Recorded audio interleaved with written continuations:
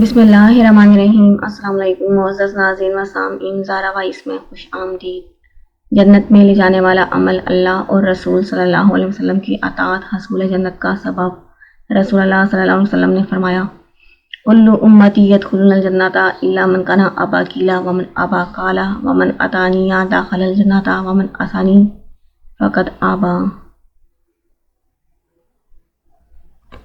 ترجمہ، میری پوری امت جنت میں داخل ہوگی مگر جس نے انکار کیا۔ کہا گیا، وہ کون ہے جو انکار کرے؟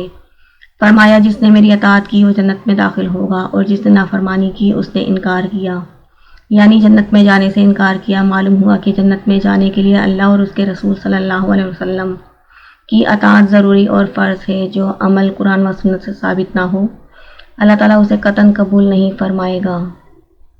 چنانچہ ارشاد فرمایا، وَمَن يَبْتَغِ غَيْرَ الْإِسْلَامِ دِينًا فَلَن يُقْبَلَ مِنْهُ وَهُوَ فِي الْآخِرَةِ مِنَ الْخَاسِرِينَ۔ ترجمہ، جو بھی پیروی کرے گا اسلام کے علاوہ کسی اور دین کی، اللہ تعالیٰ اسے قطعاً قبول نہیں فرمائیں گے۔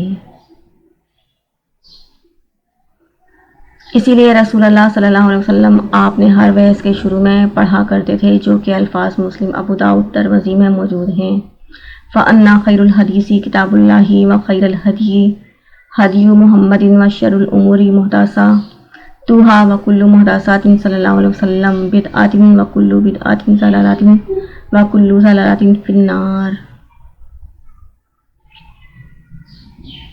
ترجمہ، یقیناً تمام باتوں سے بہتر بات اللہ تعالیٰ کی کتاب ہے، اور تمام راستوں سے بہتر راستہ محمد صلی اللہ علیہ وسلم کا ہے، اور تمام کاموں سے بدترین کام وہ ہے جو اللہ کے دین میں اپنی طرف سے نکالے جائیں۔ یاد رکھو، دین میں جو نیا کام نکالا جائے وہ بدعت ہے، اور ہر بدعت گمراہی ہے، ہر گمراہی دوزخ میں لے جانے والی ہے۔